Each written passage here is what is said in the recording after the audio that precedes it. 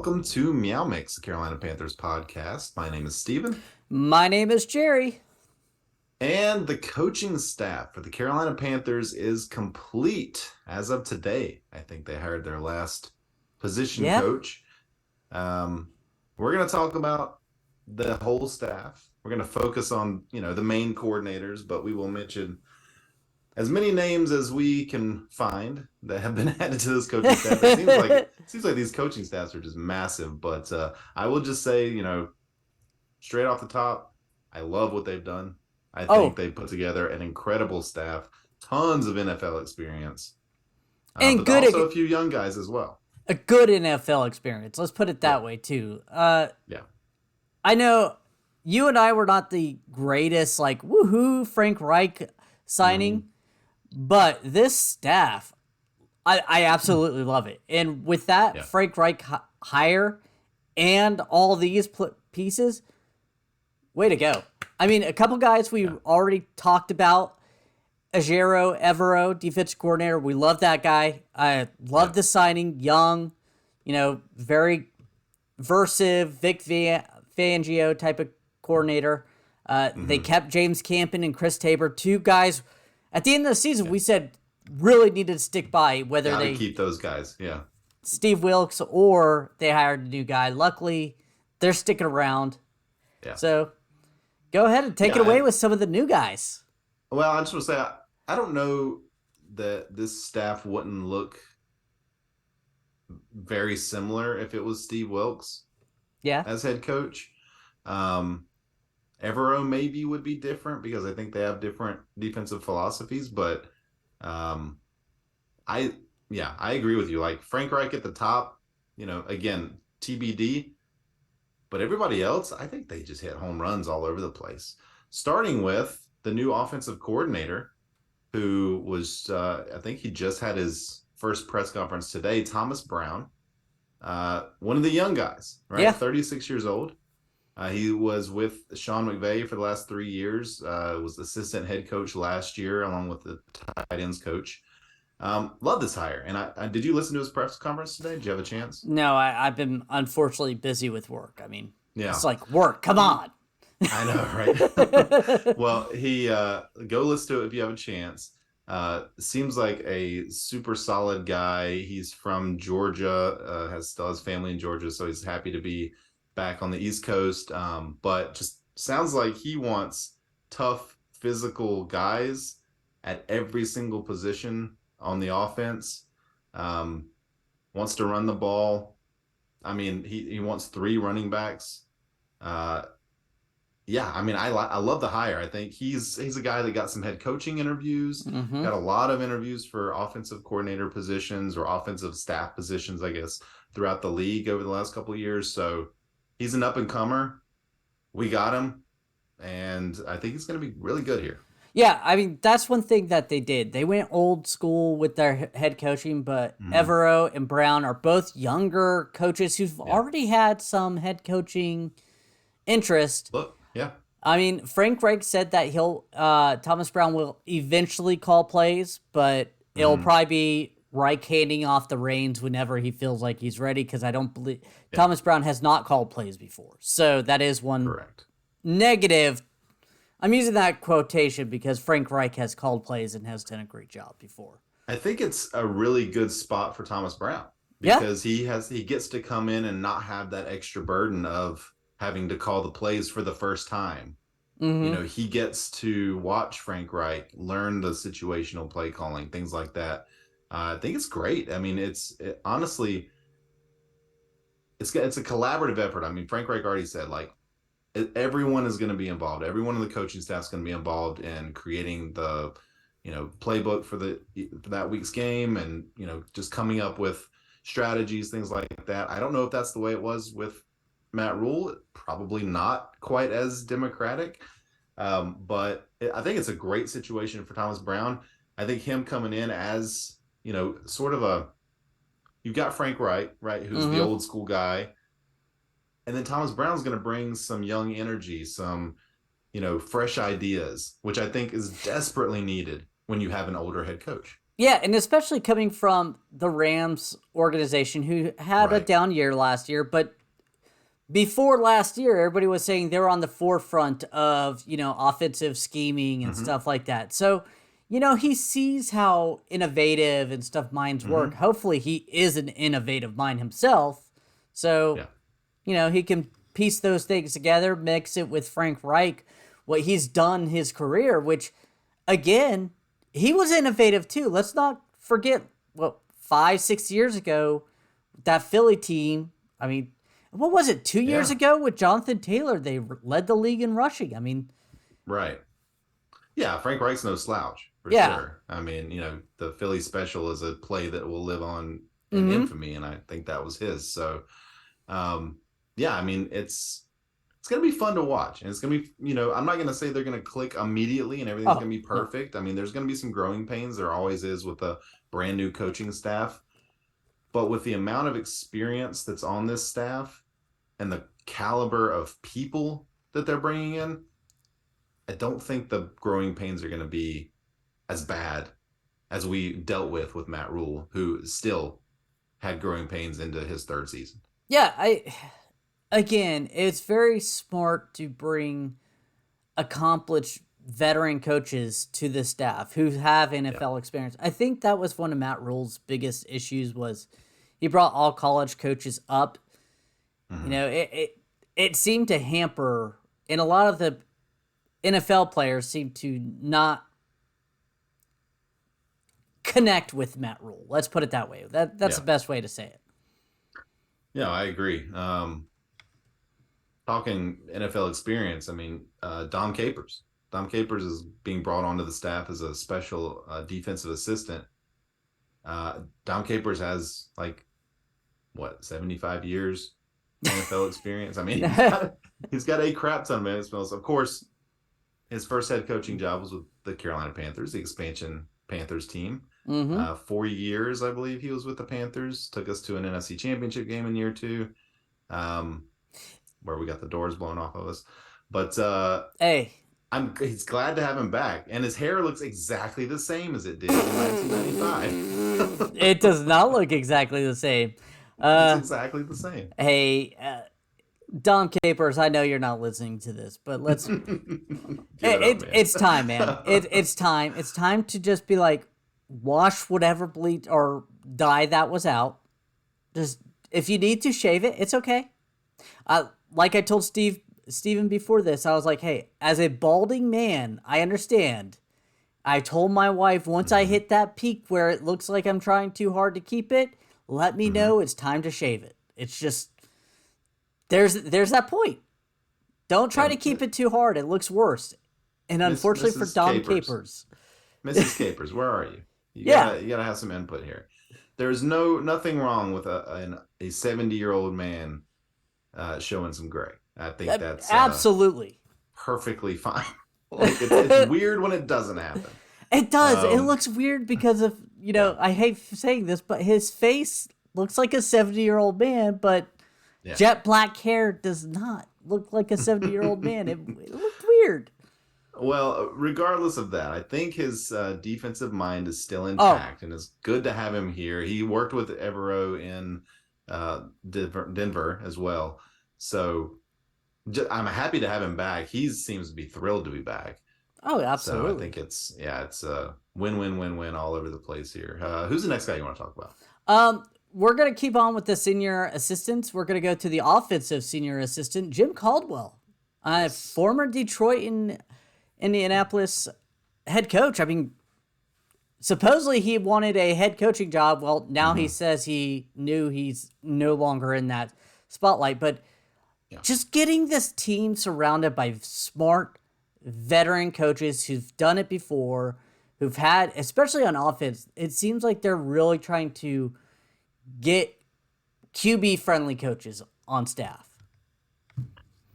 Yeah, I mean, Jim Caldwell's very seasoned veteran, has had success in offensive coordinator role and head coaching role. He was in demand for a lot of teams in this type of role. Offensive staff role. Unfortunately for him, the head coaching jobs weren't there. He did interview here for a head coaching position. He says he's done, like you mentioned. Oh, if anybody calls, he's only done until the next call, right? I mean, yeah. He I probably respect does that. feel like that. Yeah, exactly. Of course. I mean, you got to take the opportunity. Dom Capers at your age, if you get a call, you're gonna take that call. That's of course. It doesn't even matter. It's in their blood, man. If 20-year-old gets a call for a head coaching job, they're gonna interview. Sure. I mean, why would you not? Right. I'm thrilled to have Jim Caldwell here. Again, it's just this coaching staff is just seems to be full of guys that have head coaching experience at some level, and positive, successful head coaching experience at that. So amazing to have Jim Caldwell here. Let's just stick on the offense here. Deuce Staley, officially named. We talked about him as probably going to be named. We didn't know what his position was going to be, right? So he is running backs coach and assistant head coach. So he was with the Lions last year in basically the exact same role. Love it. Again, Deuce Staley, I mean, fantastic running back when he played, up and coming head coach candidate, offensive coordinator candidate. He could be one and done here. Wouldn't surprise me, especially if the Panthers have, a great running season, what I would expect them to have under Frank Reich and Deuce Staley. And, I mean, yeah, you could see him getting some interviews for OCs pretty quickly, especially name recognition. He seems like a good coach that it seems like everybody really likes him that has worked with him. And, that helps.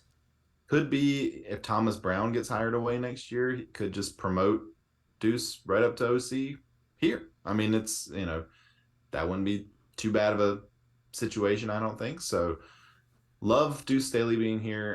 Again, man, like you keep going down the list. There's no duds. There's no duds. Going down the list. Who's the next guy? We're going to stick on offensive. Josh McCown. Former Panther great. I mean, former Carolina Panther. I mean, we're just bringing back the old school group. Right. What was that, like 6 years ago? The man of like 20 different jerseys. Feels like so much longer. Yeah, I mean, 18-year NFL vet. Been coaching for a little bit now. Hey, I have no problem with it. Again, some of the best QB coaches are guys that played in the league and weren't superstars, right? Yeah, and let's be real. This is his first NFL experience, but he's been coaching for a while. He was coaching when he was playing. I know some people have looked at next year's draft at looking at some of the quarterbacks. Drake May was coached by Josh McCown here in North Carolina. Let's not in college, but at high school. So he has some credence. He helped Sam Darnold. His last few years as a quarterback, as a backup quarterback, was a guy that, yes, he could spot duty, but he was really hired to be a mentor for some of these young quarterbacks like Sam Darnold and other quarterbacks around the league. Yeah. Yeah. And hey, he was interviewed to be the Texans head coach. Yeah, let's not count that. Let's just Josh McCown, much respect. I'm saying, but the Houston Texans were a lot. I like D'Amico Ryan's side. I'm not going to deny that. But with the Lovie Smith and stuff like that, I mean, we all know what was going on there, but yeah, unfortunate. But hey, I mean, this is a guy who at least has been talked about as being, a coach in the league. He's going to get his opportunity here to start off, as QB coaches, which I would say most offensive head coaches start off in some sort of position group role, so hey, good luck, Josh McCown. Again, I like it. I have nothing bad to say about Josh McCown coming in as QB coach. No, he knows the position. He knows the NFL. Everything I've heard about him is he's very knowledgeable. He knows what's going on. And like I said, he was a mentor to so many younger quarterbacks in his tenure as a guy who, I think in Arizona at one point they thought he was the guy. But for the most part, he just bounced around the league, and being 18 years as that guy shows you have stuff. You understand the position. And he's been exposed to a lot of different systems. He's been exposed to a whole lot of different quarterbacks, right? Like he's being on that many different teams for that long. He's seen everything. Yeah. Right? He's been coached by every different type of coach. Like he knows probably what works. It's going to be interesting to see if he can impart that wisdom in a successful way. Many people can't until they try, but and here's another thing. I mean, something I haven't thought about, but he's seen other players what style of coaching works, and sometimes what coaching works for different players. Right. I mean that there's some analyticals, there's some physical that need to see it and feel it before they can do it. I mean, he probably understands that and can hopefully, fingers crossed, we get a young quarterback in here that he can mold and help along the way. Yeah. Let's finish off. Well, we're not going to finish off offense, but we'll stay on offense. Parks Frazier was brought into the passing game coordinator. He was with Indy under Frank Reich. Don't know a ton about him, but assuming that he'll work well. He works well with Reich. Thought well enough of him to bring him in.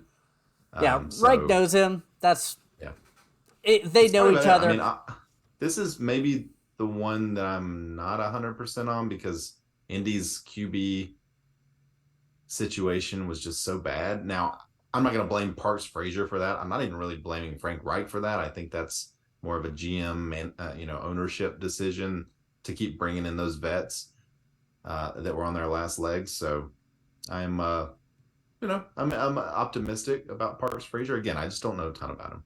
And I know you said on the last leg, but let's be real. He had some good quarterback play in Indy, except for the past couple of years with Carson Wentz and Matt Ryan. Other than that, I mean, he got the most. I mean, he had Andrew Luck, who was going to be, one of the greats if he kept playing. Phillip Rivers did come in and had a very good season. His last season, yeah. But that's it. I mean, Jacoby Brissett wasn't very good. Matt Ryan was terrible last year. And I don't even remember who the other guy was. It was Carson Wentz. Carson Wentz and... so bad I forgot about him. Although Carson Wentz didn't have a terrible season in Indy. Exactly. The team was not good, but he did not have a terrible season. They were pretty good. I think don't bring Carson Wentz in here. Yeah, That's all I'm asking. Let's not do that. We don't need round 3 with Wentz Reich. Yeah. You want to, let's see. Sean Jefferson, wide receiver coach. I think this is our last. Nope, we got one more offensive coach. Sean Jefferson, 17 years as an NFL assistant with the Lions, Titans, Dolphins, Jets, Cardinals. He was the Cardinals associate head coach last season. Wide receiver coach, by the way. I don't know if I mentioned that. So, hey, ton of NFL experience. He played in the league. I think he had almost 10,000 receiving yards or 8,000 receiving or something like that. Like he had a successful career as an NFL player. Who is Sean Jefferson? Like I'm trying to. You just said 10,000 yards. I'm trying to think of who that is now. I may be wrong. Could be wrong about that. Don't think so though. 54 years old. 7,000 receiving yards, not 10,000. 470 receptions in his career. Yeah. Okay. So he was drafted in 1991. Yeah. So, to be fair, I probably don't remember that well. He led the league. So I remember him as a Patriot in the mid 90s. He led the league one year with 22.7 yards per reception. In 1998. In 1998, which is insane. That is. But I guess that was probably with Drew Bledsoe. Yeah. He was probably the quarterback for them then. But yeah, I mean, he's a guy that started, over 100 games in his career. He's a legitimate wide receiver. And again, 17 years experience as an assistant head coach. So love it. Yeah, no, that great. I did not know that name. Usually when I hear some of these guys, I know the name. That one's one I did not know. Yeah, I overestimated his receiving yards by about 30%, but Oh still, no, 7,000 good is, career. yeah, good solid career. I mean, Yeah, he was never a 1,000-yard receiver, but like looking at his stats, 600, 600, 700, 700, five yeah. hundred. Solid production for probably a, I mean, wide receiver 3, deep threat yeah, kind of guy. Like yeah. yeah. So I like that. So finally, we'll round out the offensive coaches here. I believe just today, John Lilly, uh, tight ends coach for UNC, has had a couple of NFL jobs as well for the Browns in 2019, the Rams in 2016. Hired as the tight ends coach here. He's got his work cut out for him. Good luck, John Lilly. I think they're gonna be adding to that tight end room. I mean, I, they have to. They have to. I mean, I the think they're only, drafting that giant tight end out of Georgia, and we're just gonna laugh all the way to the Super Bowl. It's gonna be amazing. are you Can't talking wait. about the guy that can't come out till next year? No, there's another guy coming up. There's Yeah, another Georgia player. has two tight ends, and there's one that's really good that's coming out next year, and then there's one that's coming out this year. Yeah, I'm talking. Shoot. Keep talking while I look it up. John John Lilly though he does have his work cut out for him. Ian Thomas got that big contract, hasn't performed, had multiple drops, and Tommy Trimble, the guy we were both really excited to draft, same issue. Drop passes, just he not really making him an impact. So who knows? Maybe he can get the most out of him with a better offensive scheme than Ben McAdoo and I don't think so. Joe Brady. I think Ian Thomas is done. We'll see about Trimble. Darnell Washington is who I was talking about. 6'7", 270, tight end out of Georgia. Big dude. I mean, Thomas Brown talked about wanting players, real physical players. You don't get much more physical than 6'7", 270 at that position. Like, Well, that's legit. I will say this though. How good are his hands? I'm assuming he's going to be able to block being that huge. But I'm saying that because Frank Reich has come out and said he wants his tight ends to be able to do both. Yeah. Catch the ball and block, because there was some question about Mike Gesicki, but I don't know if he's going to be that type of guy because he's not a blocker. He's a big guy, Yeah. wide receiver. Yeah, I don't think, based on what Thomas Brown was saying today, I don't think Gesicki is the guy that's going to end up coming here. Yeah, me neither. Yeah. So he had 28 receptions for 454 yards and 2 touchdowns with Georgia. I don't know what Georgia's scheme is, if they use the tight end a ton. They do. They just use the other tight end. As a junior that size, you're probably drafting somewhat on potential as well. But I think his hands are pretty good.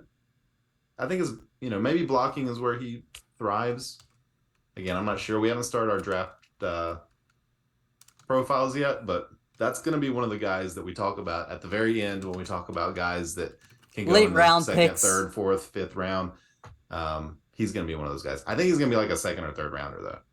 So he's going to go early, but I like him. I just want a good tight end, man. You know me. I've been begging for a good tight end since Greg Olsen left.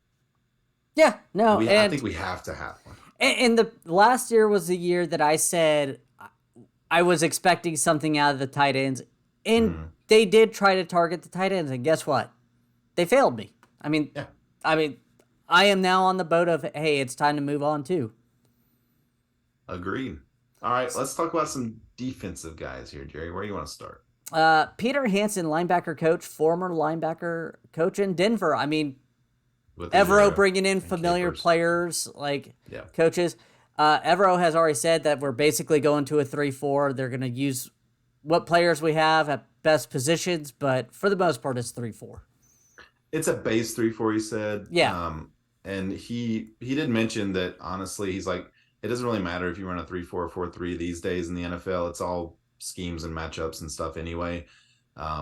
But it is worth noting that a 3-4 is a different type of defense than a 4-3, and different players succeed in both. Yeah. Some players we currently have may look a lot better in a 3-4 defense, Yeah. given more opportunities to rush the quarterback or, whatever the case may be. So I'm excited about that. We have, I think, some decent talent at linebacker. Brandon Smith is a guy that needs to be molded, Yeah. taught, brought up. But he's the guy that has all the physical tools that you'd want. So that, to me, that's where I'm going to judge Peter Hansen as the evolution of Brandon Smith. Brandon Smith. I think Frankie Louvu will fit a 3-4 very nicely. Luvu is going to be really good. This is, yeah. I mean, we love Luvu anyway. Yeah. But I think you're going to see a Pro Bowl season out of Luvu this year. I would not be shocked if Luvu leaves next season due to the fact that his asking price jumps dramatically after this year. I mean, I hope it does, but I hope we were able to keep him. It would not surprise me at all if Luvu leads the team in tackles this year or ends up with like 12 sacks, depending on how he's used. Yeah. Yeah, because I think he's going to just be all over the place. All right, let's go. Let's just talk an interesting hire here. D'Angelo Hall, hired as the assistant DB coach. He's coming off of a TV gig. Don't think he has any previous coaching experience, certainly not in the NFL. But hey, I have no problem bringing in a former player, as high quality a player as D'Angelo Hall was, especially, to come in and help coach these guys up, because we saw what having Stephon Gilmore here for half a season did for these guys. It brought all of their games up. And this is assistant DB coach. Right. He's not defensive coordinator. He's going to be going to what he knows. He's going to be going to the cornerbacks, telling them, tricks of the trade and stuff like that. Yeah. And he's getting his feet wet in the coaching job so that, he can move up. And that's a perfect job. And I think D'Angelo Hall will be good in that role. And he needs to help some of these guys up, like CJ Henderson, who has all the talent but can't seem to put it together on the field. Yeah. I mean, all of our corners could learn from D'Angelo Hall. Oh, yeah. I mean, J.C. Horn, as good as he has been, he could still learn some tricks and be, Yeah, like maybe learn how to stay healthy. To help with D'Angelo Hall, the Panthers hired the CB coach, Jonathan Cooley, came from the Rams. Don't know a ton about him either, but hey, if every other one of these coaching hires has been awesome, so I'm just gonna trust that he's gonna be good. Yeah, you're trusting the higher ups of knowing the guys, knowing the system, knowing who will fit with their system and stuff. And from what I hear is Tepper probably opened up the pocketbook for a lot of these guys. So I can't imagine he's jipping on a cornerback coach or someone like that just because, we paid Dom Capers a lot of money. I'm not going to pay a lot for... No. He wants to win. Right. And this is a guy, again, who's coming from the Rams who, he's been part of a championship team. Mm-hmm. It's interesting how many guys we took from the Rams this year, but if you're going to steal from a coaching staff, like, that's the way to go. Well, Evero's from the Rams, so I think that's the connection. Right. Yeah, I mean, that makes sense. But like I said, like, if you're gonna pilfer from a team, pilfer from one of the best. But Cooley had the same position with the Rams last year, so he's got that experience. But I don't know if he was. I think he may have been assistant quarterback coach or something like that. I don't know if he was. Defensive backs was what he was coaching. He was assistant secondary in 2021. In 22, he was defensive backs coach. Okay. I'm looking at unless the Panthers.com page is wrong. I trust them for nailing that. I would hope so. All right. Anybody that we forgot to talk about? There is a Burt Watts on defense. Let me click on him and see who he is. Okay. Who are you, guy? Burt Watts comes to Carolina as a safeties coach. Okay. Safeties Okay. coach. Yeah, we need one of those. Coaching outside linebackers with the Denver Broncos last year. So he's just another guy who's familiar with Evero. Okay. That works. Tim Lakabu, outside linebackers coach, also someone we didn't mention. He was the defensive coordinator at Boston College for the last 3 years and had some NFL experience, coached linebackers with the Bengals in 2019. So, young guy. Again, I was going to say, he looks like, just from his headshot and neck, he looks like he probably could still lay some lumber on some people, man. Hey, I always like when those guys are part of the coaching staff. They get out there and they hit some bags with the players. All right. Well, Jerry, let's how about we give are we just going A+ for an overall grade for this coaching staff? Initial thoughts here. I would. I mean, initial thoughts. Again, we weren't ecstatic about the hike higher. Man, I'm having trouble speaking, guys. Higher.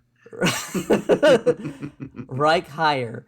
But I love this. I mean, it really does seem like it's such a great overall hire. Yeah, I mean, he's put together a great staff. He definitely did mention that David Tepper's willingness to spend money helped him put this staff together. He flat out said it in his last press conference. Good. That's huge. That's huge. And I think that Tepper would have done that for Rule, but Rule just wanted to bring in his friends. Yeah. And they did go out and get the offensive coordinator from LSU, but whose name I will not mention. Joe Brady. So Joe Brady. Yeah, I knew his name. Just didn't want to say it. So I mean, they did go out and get that guy, but everyone else was just people that Matt Rule used to work with. Yeah. So Frank Reich is bringing in some diversity. He's bringing in different schools of thought. Young guys, old guys, little NFL experience, former players, former Panthers. I mean, it's just he's hitting everything you want him to hit. You feel like this coaching staff is top notch. Yeah. I mean, you feel it's one of the best in the NFL on paper. On paper, yes. I mean, obviously, you never know how people are going to react to each other. I assume that these are all professionals. It doesn't seem like there's that many young guys that have really to no experience, but I mean, other than D'Angelo Hall and Josh McCown, I guess those are the only guys that are kind of having their first job here. Yeah. Everyone else has been in the NFL. Some have been in the NFL a really long time. So again, it's very diverse. And those two guys were in the NFL for a long time too. So they also I would assume understand the hierarchy / Yeah, and honestly, having guys on your staff that have recently been in the NFL and know a lot of these players. D'Angelo Hall's been on TV. He's been seeing it from that side. It's always good, I think, to bring in somebody like that has that perspective.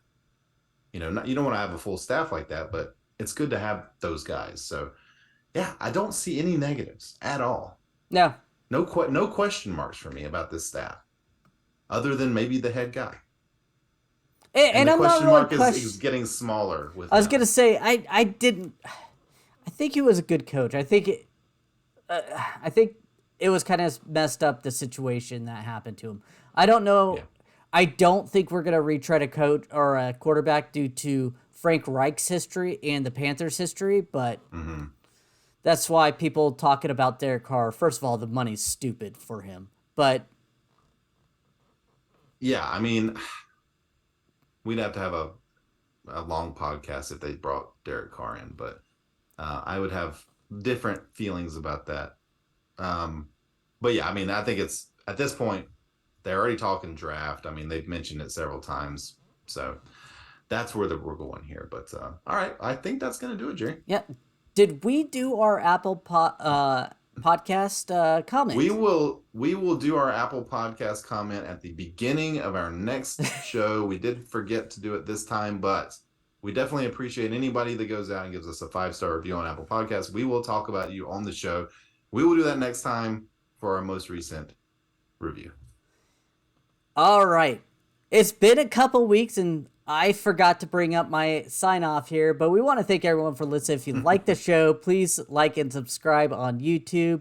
Hit the follow on wherever you're listening to us, whatever shows. And like we just mentioned, please comment on Apple Podcasts and give us a 5-star review. We'll read it on the show if we remember at the beginning of the show. We will, I promise. We'll be back probably next week to kind of kick off the offseason, preview what the Panthers are looking for, some free agent stuff, just a kind of a big off-season primer, I guess. Yeah, that's now good. That the coaching staff is in place. So until then, everybody stay safe out there and keep pounding.